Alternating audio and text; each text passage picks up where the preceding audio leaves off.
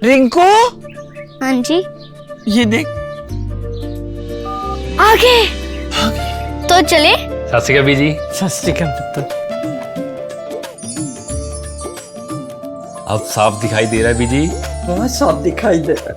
बीजी इतने टाइम बाद नए चश्मे बनवा ही लिए। किसी अपने ने पैसे भेजे और हर महीने पैसे भेजेंगे। वाह। ਫੋਨਾਂ ਤੇ ਟੂ ਟੂ ਹੋਊਗੀ ਤੁਹਾਡੇ 1 ਤਰੀਕ ਤੋਂ ਬਾਅਦ। ਇਹ ਤੁਹਾਡੇ ਪੈਸੇ ਨੇ, ਇਹਦੇ ਨਾਲ ਕੋਈ ਅਮੀਰ ਨਹੀਂ ਹੋ ਜਾਣਾ ਤੁਸੀਂ। ਮਾਵਾਂ ਭੈਣਾਂ ਨੂੰ ਸਤਿਕਾਰ ਦੇ ਕੇ ਮੈਨੂੰ ਖੁਸ਼ੀ ਮਿਲਦੀ ਹੈ ਇਸ ਗੱਲ ਦੀ। मुख्यमंत्री माँ बेटी सत्कार योजना, आपका अपना भगवंत मान। दोस्तों, राम मंदिर में चंदा चोरी वाला कांड अब सुप्रीम कोर्ट में पहुंच गया है। यानी कुल मिलाकर के अब सुप्रीम कोर्ट की देखरेख में इसकी पूरी सुनवाई की जाएगी और दूध का दूध और पानी का पानी होगा कि आखिर चंदा चोरी हुआ तो हुआ कैसे। आखिर कौन से वो लोग थे जिन्होंने भगवान राम के मंदिर में चंदा चोरी कर ली।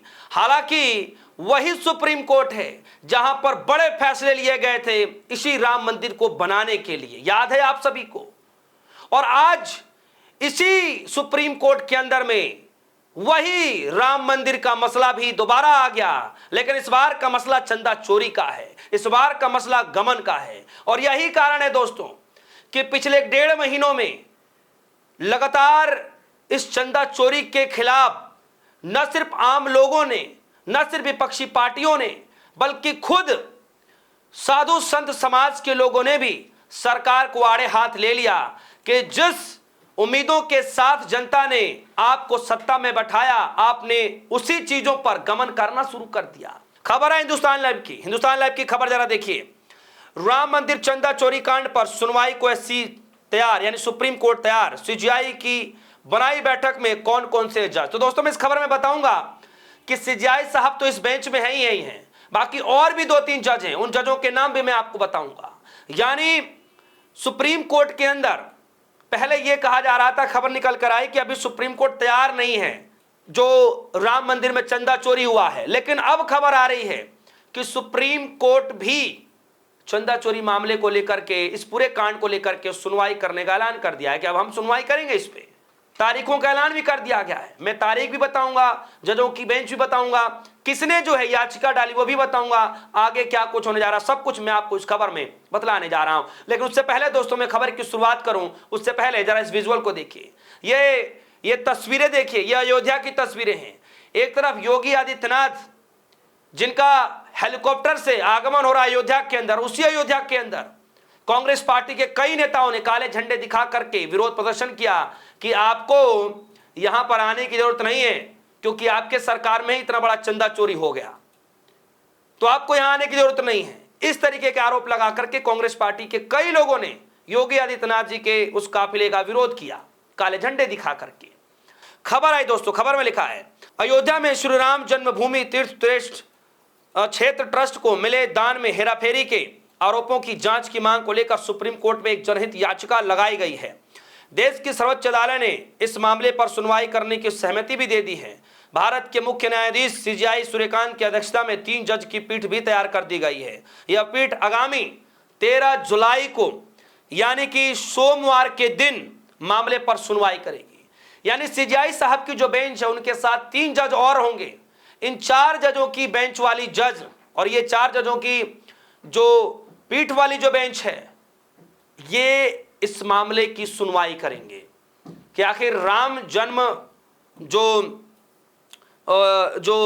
जन्मभूमि तीर्थ क्षेत्र ट्रस्ट है उसमें चंदा चोरी हुई तो हुई कैसे, कौन है पीछे का असली मास्टरमाइंड और इसके पैसे कहां कहां तक गए। अब ये सब कुछ परत दर परत खुलती हुई नजर आएंगे। खुलासा होगा देर सवेर, लेकिन होगा जरूर। खबर में लिखा, इस पीठ में चीफ जस्टिस के अलावा जस्टिस जयमाल्या बागची और जस्टिस वीएस मोहन शामिल हैं। वकील अजय कुमार राय और दिनेश कुमार यादव द्वारा दायर मुख्य याचिका के साथ साथ राष्ट्रीय जनता दल यानी आरजेडी सांसद सुधाकर सिंह द्वारा इस मुद्दे पर दायर एक अलग याचिका पर भी जो है सुनवाई करेगी अदालत। याचिका में अयोध्या राम मंदिर में मिलने वाले दान, चढ़ावे की चोरी और गमन के आरोपों की जांच करने की गुहार लगाई गई है। याचिकाकर्ताओं ने सुप्रीम कोर्ट की निगरानी में जांच आदेश देने का अनुरोध किया था। अब इस मामले में एक प्राथमिकी दर्ज भी की जा चुकी है। उत्तर प्रदेश पुलिस द्वारा गठित एक एसआईटी ने अपनी अंतरिम रिपोर्ट भी सौंप दी है।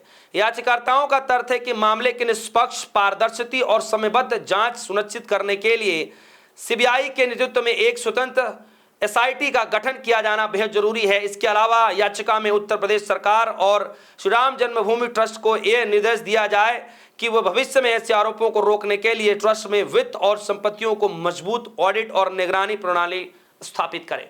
अब जो चोरी में संलिप्त पाए जा रहे हैं, जिनके ऊपर ये बड़े गंभीर आरोप लगाए जा रहे हैं, अगर वो पद पर बहाल रहेंगे या अगर वो पद पर बने रहेंगे तो फिर ये जांच कैसे संभव हो पाएगा?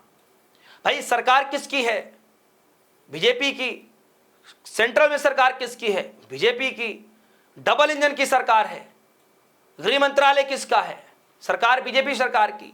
तो सब कुछ जब इनके हैं और उस ट्रस्ट में बैठाने वाले व्यक्ति कौन है? मोदी जी। जिन जिन लोगों को बैठाया, चंपत राय और तमाम लोगों को जो बैठाया, मोदी जी ने बैठाया। ट्रस्ट किसने बनाया? मोदी जी के नेतृत्व पर बना। सब कुछ वही बनाए। तो जब इतने बड़े लोगों को जब मोदी जी ने खुद चुना है तो क्या इनके ऊपर जांच हो पाएगी? यही सवाल दोस्तों पूछा जा रहा था। और आज दो वकीलों ने मिलकर के सीधे सुप्रीम कोर्ट में याचिका लगाई थी और अब उस याचिका पर सुप्रीम कोर्ट ने अनुमति दे दी है कि हां, अब हम इस पूरे याचिका की सुनवाई करेंगे। चंदा चोरी मामले को लेकर के, लगे आरोपों को लेकर के, हुए गमन को लेकर के, इन सभी मामलों को लेकर के हम सुनवाई करेंगे। और सीधे एक दो जज नहीं है दोस्तों, तीन जज अलग हैं और एक सीजीआई साहब हैं। यानी टोटल 4 जजों की ये जो बेंच है, 4 जजों की पीठ वाली जो बेंच है, वो सुनवाई करेंगे। यानी अब इस मामले को लेकर के खुलासा होना तय है और अब बहुत जल्द यह भी खुलासा होगा कि आखिर ये चंदा चोरी कराने के पीछे असली मास्टरमाइंड कौन था, ये सारे पैसे किसके खजाने में गए, कौन कौन सी बड़ी मछलियां हैं, वो सब कुछ छन छन के बाहर निकल कर आएंगे। मैं बता दूं एक चीज और, सुप्रीम कोर्ट में जो मांगे की गई हैं, याचिकाकर्ताओं ने अदालत में मांग करते हुए कहा, अनुरोध किया कि जांच पूरी होने तक दान से जुड़े हुए सभी रिकॉर्ड सुरक्षित रखे जाए। बैंक खातों का विवरण, donation register, audit report, computer record, CCTV footage और अन्य सभी दस्तावेज सुरक्षित रखने की मांग की गई है। याचिका में अदालत में यह भी आदेश देने का आग्रह किया गया है कि जांच के दौरान किसी भी सबूत को नष्ट करने, बदलने या उसके साथ छेड़छाड़ करने के लिए पूरी तरीके से रोक लगा दी जाए। यानी अब कोई संभावना नहीं बची है दोस्तों।